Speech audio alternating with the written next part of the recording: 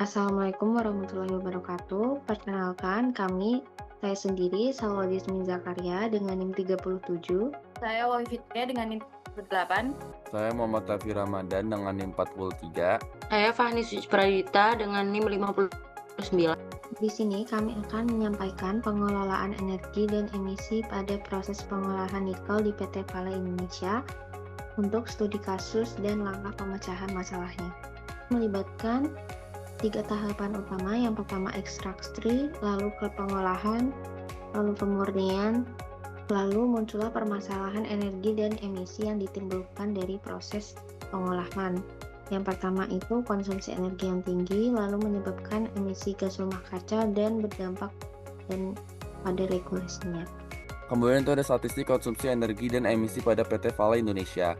Konsumsi energi tahunan PT Vale Indonesia mencapai sekitar 2.800 GW per tahun, dengan mayoritas berasal dari pembangkit listrik tenaga air atau PLTA, seperti di Larona, Malaya, dan juga Bambalano. Pada PT Vale Indonesia diperkirakan mencapai 490.000 hingga 600.000 ton CO2e dengan sumber utama dari proses smelting dan penambangan bahan bakar.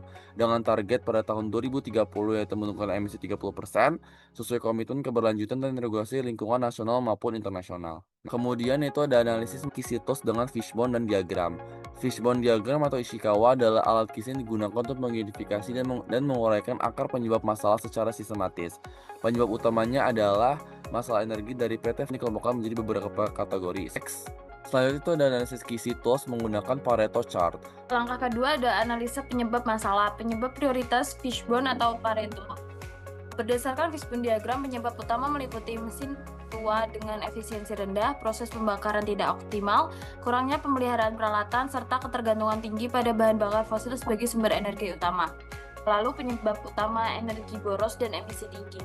Pareto Chart mengidentifikasi bahwa 80% masalah energi dan emisi bersumber dari 20% penyebab kritis, diantaranya ada konsumsi PLTU batubara, inefisiensi pada tungku peleburan atau furnace, dan minimnya sistem pemulihan panas atau heat recovery di lini produksi. Yang terakhir ada analisis akar penyebab. Utama dianalisis menggunakan fishbone diagram berdasarkan faktor mesin, metode, material, measurement, dan environment. Hasil analisis menunjukkan bahwa rendahnya efisiensi peralatan dan tingginya penggunaan bahan bakar fosil merupakan penyebab dominan tingginya konsumsi energi.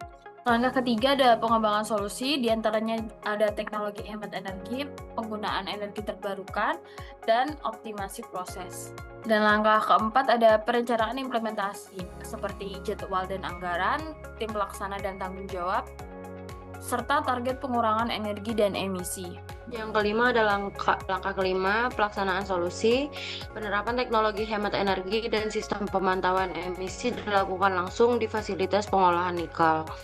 Peralatan, penggunaan pemborosan energi, serta penggunaan sumber energi terbarukan dalam kegiatan operasional.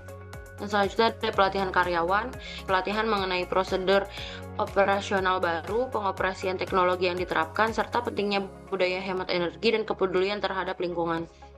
Langkah keenam yaitu ada monitoring dan pengendalian. Yang pertama ada pengukuran real time. Setelah solusi diterapkan, perusahaan perlu melakukan monitoring dan pengendalian secara berkelanjutan untuk memastikan bahwa seluruh program berjalan sesuai target. Pemantauan dilakukan menggunakan sistem monitoring real time yang mampu mencatat konsumsi energi. Dan selanjutnya ada pelaporan dan evaluasi. Selain pemantauan teknis, perusahaan juga menyusun laporan evaluasi secara berkala sebagai bentuk pengendalian terhadap efektivitas program. Hasil evaluasi ini menjadi dasar bagi manajemen dalam mengambil keputusan, menyusun strategi berikutnya, serta memastikan bahwa seluruh kebijakan pengelolaan energi tetap berjalan sesuai dengan tujuan perusahaan.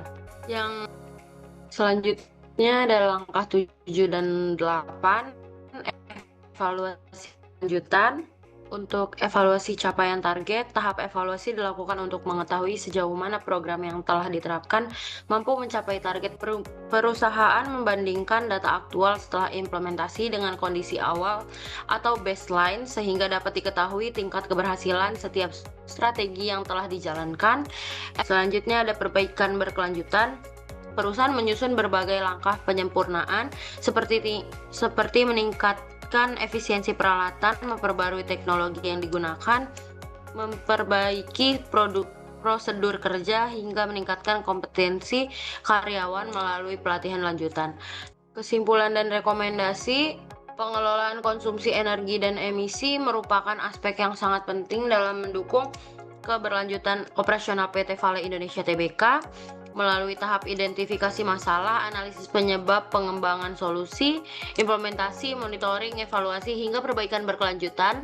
Perusahaan dapat mengendalikan penggunaan energi secara lebih efektif serta menekan emisi gas rumah kaca tanpa mengurangi produktivitas operasional. Sebagai rekomendasi, PT Vale Indonesia Tbk perlu terus meningkatkan investasi pada teknologi hemat energi, memperluas pemanfaatan energi terbarukan, memperkuat sistem pemantauan berbasis digital, serta meningkatkan kompetensi sumber daya manusia melalui pelatihan dan berkesinambungan. Mungkin sekian yang dapat kami presentasikan, lebih dan kurangnya mohon maaf. Wassalamualaikum